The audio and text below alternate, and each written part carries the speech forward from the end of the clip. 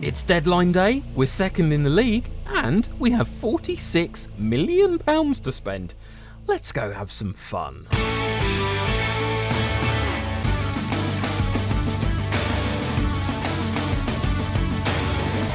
Greetings, my excellent friends, and welcome back to Club 3 Part 3 of the Director of Moneyball. I am Kirk Sheridan, and we are unbeaten in the league. Since you were last with me for that disappointing 1-1 draw at the Bramley Moordock Stadium, Everton Football Club have won 3 in a row, and we are second in the league. Scored 4, conceded 4, not the best defensive record so far, but 3 wins, 1 draw, great start to the season, especially considering all the upheaval in the playing squad. So my mission today is to show you a victory. I have to go all the way back to this 3-1 victory over Huddersfield when we were Director of Football at Birmingham last season in December. That was the last live victory that I showed you on this channel, and today we break that curse. I am determined. Anthony Clark is under orders. Nothing less than a victory is required against Reading. They're in 23rd place. We are second in the league, and we've been moving on all of those grumpy players who are holding us back in the previous episode. You can see Alex Iwobi is the only one left who wants to leave the club. Dwight McNeil has moved on to Benfica for £32 million,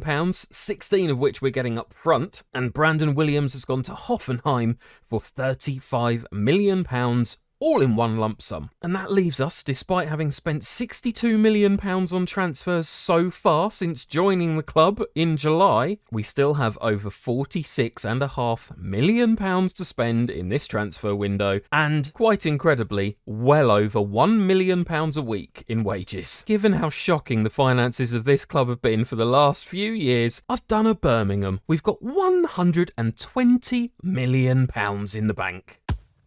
There has been one more incoming transfer to show you since the last episode. I've at least partially plugged that problem left-back slot. Melvin Bard has joined us from Portugal. He spent a good chunk of time in France, didn't get a huge amount of game time, but did start 12 matches in the Portuguese Premier League last season, a 6.75 rating overall. But it's his attributes that I'm attracted to. Great determination, teamwork, work rate, and pace, and has enough stamina, strength and quality passing to really suit the club DNA. Signed him for £3 million, already worth up to 4.8 and is likely to improve further. We have had to promise him star player status, but to be honest, given his status as our only real attacking left back since Brandon Williams has left the club, I think he's a shoo-in for regular game time. And we have one more transfer pending, which I'm incredibly excited by. Christian Medina, who will join us from Porto. Hasn't really had an opportunity since moving there from Boca Juniors in Argentina, but he's another player with phenomenal determination, teamwork, work rate. His pace, stamina, strength and passing are all phenomenal. He's also got the vision, the first touch, the composure, the balance. He's going to be an incredible playmaker in the centre of midfield for us. But we are still carrying gaps. I really think I'm going to need to sign a backup goalkeeper. Caprila is absolutely good enough to hold down the starting spot, and certainly now that Pickford's departed, he's got no competition. I'm just a bit nervous about the quality of the 2 backups from the under-21s at the moment, so probably another goalkeeper I'm on the lookout for. I would like another left-back, I have to be honest. Branthwaite is much better suited to playing as a central defender, and Samuel Smith is perhaps a little too green at this point. I think we're fine on the right, though, with Caligari and Trilly, and given my commitment to giving youth a chance, I might actually be happy with the 4 choices that we've got here in the centre of defence. Robert Parry, although not great yet, has phenomenal potential. So I do want to make sure he gets some game time this year. We are lacking, however, another natural defensive midfielder. Plenty of this squad can play in that role, but Onana is the only natural in that position. And the depth up front between the 2 wide slots and the striking slot could do with another there if possible. So if you are enjoying following me on this adventure at Everton Football Club, please drop a like on the video, and if you haven't already, please subscribe to the channel. We have this week ticked over 2,000 subscribers. Thank you so much to every single one of you who's liked, commented on, watched, supported this series. I'm blown away by your support. Thank you so much. But for now, we've got 15 hours to go, so let's go and get some business done. Right, I've made my first transfer offer of deadline day. Kylian Ledoux. He is younger than I would normally go for a Moneyball signing. 19 years old rather than the 20 to 25 I normally aim for. However, he does already have plenty of first-team experience. 21 starts for Lens 2 and 24 starts last season for Lens in Ligue 2. He is a naturally defensive midfielder. Primarily a deep-line playmaker, he cannot tackle, but his teamwork, vision, passing, first touch, he's another ready-made playmaker, which will absolutely suit the style of football that I'm hoping Anthony Clark will get this squad playing. We have offered £8 million for him and also George Hall on loan for the season, because unfortunately Lens are saying they will only let him go if they can sign a replacement player. So I'm hoping that George Hall will sweeten the deal. And we have just received 2 offers for Dele Alli. Now, this was not expected. He's not one of the players who's been looking to leave. In fact, he was upset that the want-away players were causing problems in the dressing room. So he's definitely in my good books for that reason. That said, Burnley are offering £2.6 million up front with some add-ons with a potential value of over £4 million in the long run. And I think I have to take it because there are a couple of clauses that will cost us a lot of money if we keep Ali this season. Tottenham are due £10 million after he makes another 14 league appearances and a further £10 million after 34 league appearances, both of which would likely happen this season if we keep him on the books. So that's £20 million for a player who's already 30 and whose contract runs out at the end of the season. And on those wages, I am very unlikely to extend. So we're accepting Burnley's offer and asking West Ham to match it. Brilliant. Our offer for Ledoux has been accepted. We have offered him a contract worth £21,500 a week, which for this player feels like an absolute bargain, I have to be honest. He expects to be a star player. I think he probably will be. And he does want a minimum fee release clause of £37 million. So we will keep that until such time as we inevitably have to give him a bump in wages because he performs at a ridiculously high level. As mentioned before, though, we are reliant on George Hall making the move the other way. So let's see how that goes.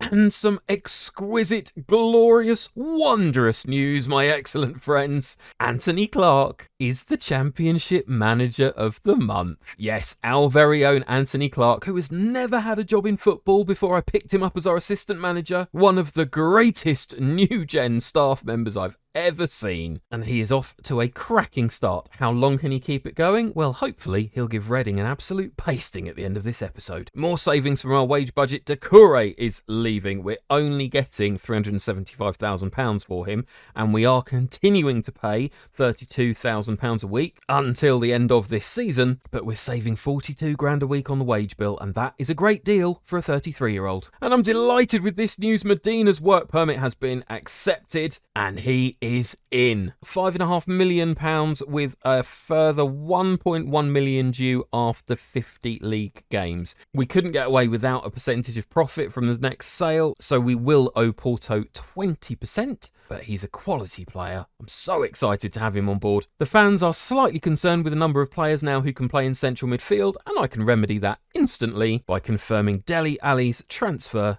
to West Ham United. Right, 11 hours of the transfer window remaining. I've just been looking through these agent offers to see if there are any left backs, any goalkeepers who are being recommended, and Simone Guidotti has popped up. We haven't fully scouted him, so I don't know if he's consistent. I don't know how injury prone he is, but his attributes aren't bad. He's not quite as good as Caprila, although he is a little bit quicker. Wouldn't be the worst signing at probably £1 million, £1.5 million and fairly cheap wages. But if I compare him to Nicholas Heddle, who I keep seeing pop up on my recruitment focuses, this guy could be special. Did concede a lot of goals for Hoffenheim last season as they went down, but Milan signed him for nearly 11 million. He went to Hoffenheim for nearly 5. He's now available for even less than that, and he's still only 25 years old. This feels like a proper Moneyball signing, and I've gone for it. I've put the offer in, 3 million up front, further 700,000 on instalments. It was these attributes that swung it for me. Caprila has the higher mental attributes, but Heddle's first touch, his kicking, his reflexes, his throwing are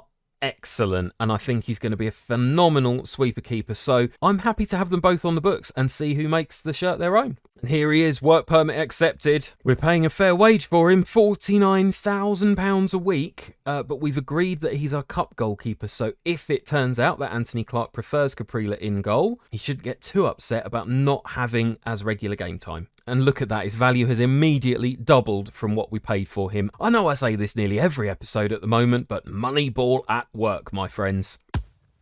8 hours remaining. We now have our second goalkeeper. We also have our defensive midfielder waiting to join, but I could definitely still do with a left back. And yeah, that striker / winger, I do feel like I need someone to cover those roles. So what have I done? Yes, of course, I've signed another central midfielder. Not even I saw this one coming, but Koberlein is joining us from Valencia for an absolute bargain price of £525,000. He's 24 years old, been a squad player for Valencia for the last few years, got regular game time at Montpellier last season, and for a player with Premier League potential, even if he's fairly susceptible to injuries, 500k felt like an absolute no-brainer. And with just 3 hours of the transfer window remaining, Alex Iwobi is also leaving Everton Football Club. He is our best player. He is currently the best player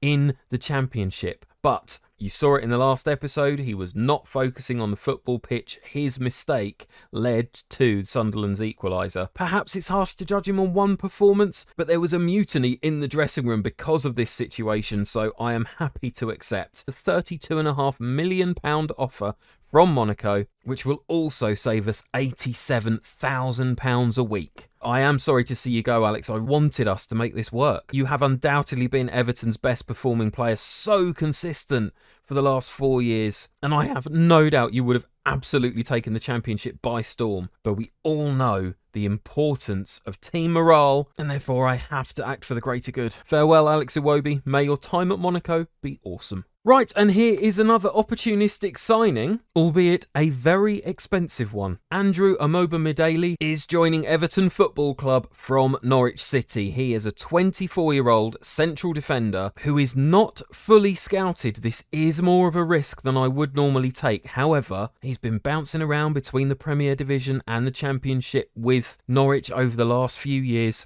and has been pretty much an ever-present. So I know he's got the consistency, he's definitely got the pace, the determination, the teamwork and the work rate to fit into this team. Not quite as natural a passer as I might like, but what it does mean is it will free Branthwaite up to play as our backup left back. I mean, Branthwaite can't cross to save his life, but at least he can run with the ball a bit, and with a jumping reach of 18, the thought of him flying into the box as an attacking fullback is quite exciting. However, the transfer of Kylian Ledoux has been put on hold with 2 hours of the window remaining because Lens haven't signed a replacement. George Hall is refusing to go, so I really hope they can find someone in the next 2 hours.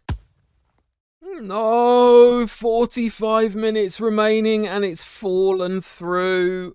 Lens haven't found a suitable replacement player and it's now too late to sign one.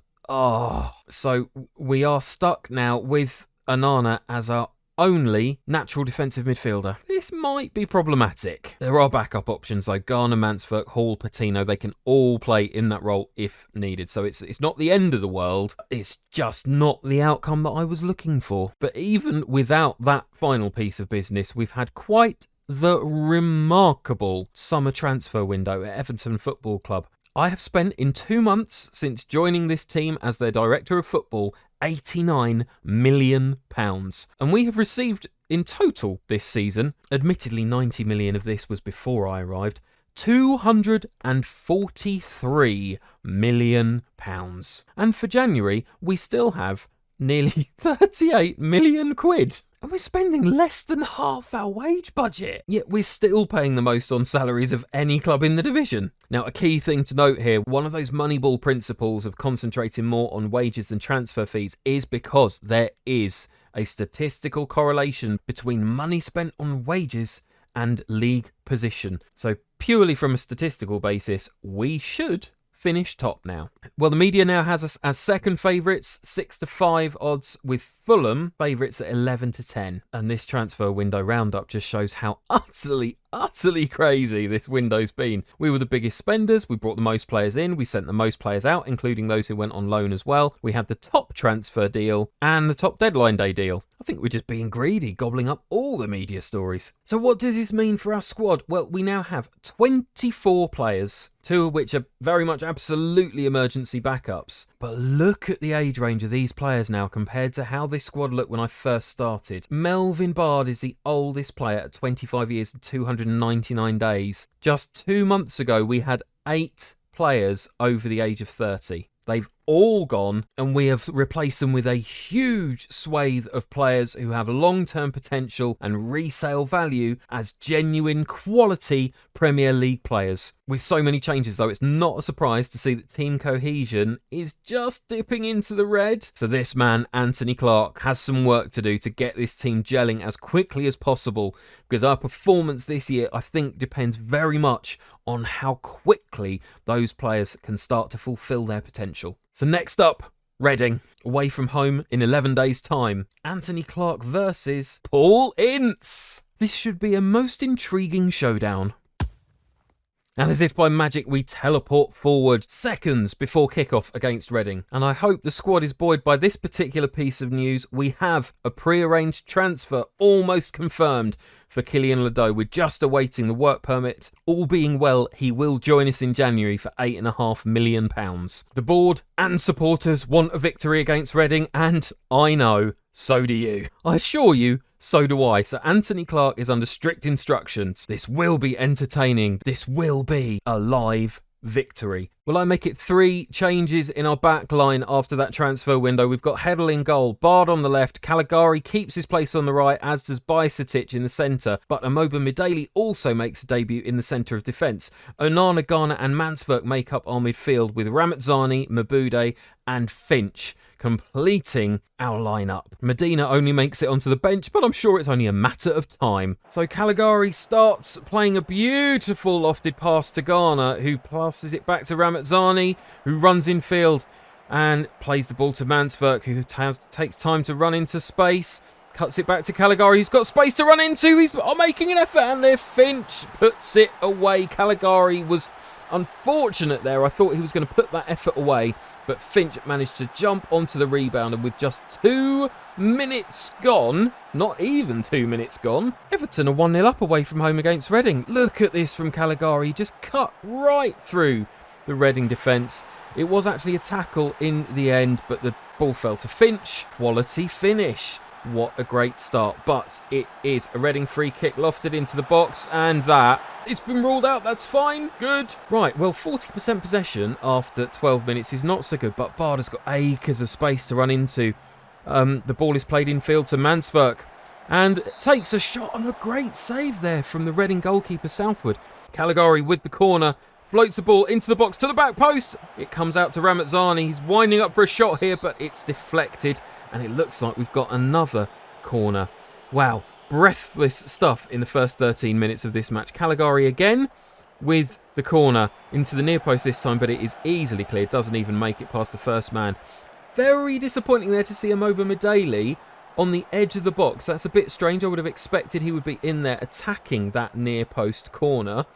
Some interesting tactical ploys there at work from Anthony Clark, but I can see we're lining up against Reading's 5-2-1-2, which is of course the formation that Thomas Lech used with Birmingham last year to incredible effect as we secured our place in the top half of the Championship against all the odds. Mansverk, oh, it's off the bar! My word, we are playing well here. We're now actually on top in terms of possession. 8 shots, 3 on target. Another corner. Caligari, can he beat the first man this time? Yes, he can. It's just over the bar. Well, I've got to say, delighted with this first half performance. So let's keep this up in the second half, please.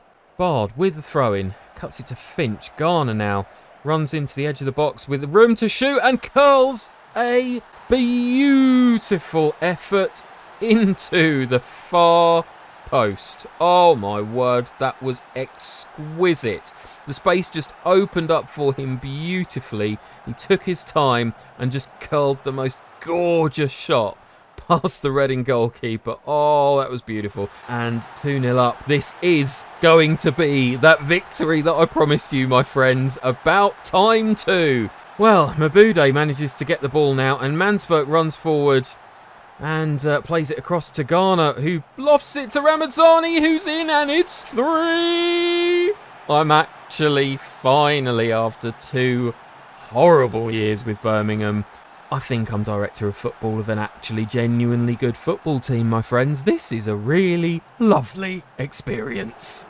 Look at that finish. Took it down on his chest. Beautiful finish. Oh, these are my players. And Anthony Clark, you are my main man. I love what you're doing with this team. It comes back to Caligari again, who's been responsible for so much good stuff, mostly with the dead balls, obviously, but oh, Mabude nicks it, Finch is in, and it just rolls past the post. That was some dreadful, dreadful defending there from Reading. Caligari, once again, with an effort to produce something here. Floats it into the near post. It's cleared out. Mabude on it again. Is he... Oh, my word, what a beautiful bit of skill there to take it past the Reading defender, but can't quite cut it into Finch at the near post. The goalkeeper claims we're 60 minutes in. We're completely on top. This is absolutely phenomenal to see. Ball is played all the way back to Reading's goalkeeper. They start to play it out from the back. And there is a lofted ball played through. And they're... Oh, my word. Doesn't matter how well we've been playing. This is a brand new defence. So it will take them time to gel. Let's see, though, what changes has Anthony Clark made now. We have Ekitike on now for Mabude, and Mansverk, our club captain now, has been substituted off for Medina to come on and make his first appearance. We are still 2 goals to the good, approaching 10 minutes remaining in this match. And now Branthwaite comes on for Bajcetic just to shore things up at the back. Time is ticking down. 4 minutes of injury time, and that, my friends, is a glorious, beautiful away victory. James Garner, man of the match, and that is James Garner, may I remind you, who I was desperate to sign at Birmingham last year. I knew he would be a phenomenal player in the Championship. He decided to stay, and now I am reaping the benefit. Well, I say I'm reaping the benefit. It's more Anthony Clark, really. Just look at these match stats. Utter domination. 19 shots, 6 on target. Almost double the XG of Reading. More possession, more passes completed. This is beautiful. The only downside is this back 5, who are all new to the club in this transfer window. Will take time to get to know each other, will take time to learn how each other play and to defend effectively as a unit. But I know that will come in time. So we stay in second place in the league, but Sunderland slipped up. They have lost, so we've got a game in hand over them. We're level on points. If we win that game in hand, we will go top. So that's 6 matches unbeaten at the start of the season, and I, for one, cannot wait to see what this squad can achieve as their team cohesion improves and as Anthony Clark develops this young squad with incredible potential into proper Premier League contenders. I hope you've enjoyed what you watched today. If you have, please drop a like on the video, subscribe to the channel and turn your notifications on to find out the second the next part drops. We shall return later in the season after a significant chunk of matches have been played and we can see just how well this team are doing on the pitch. In the meantime, though, please be excellent to each other. I am Kirk Sheridan. Thank you so much for watching, and I'll see you soon.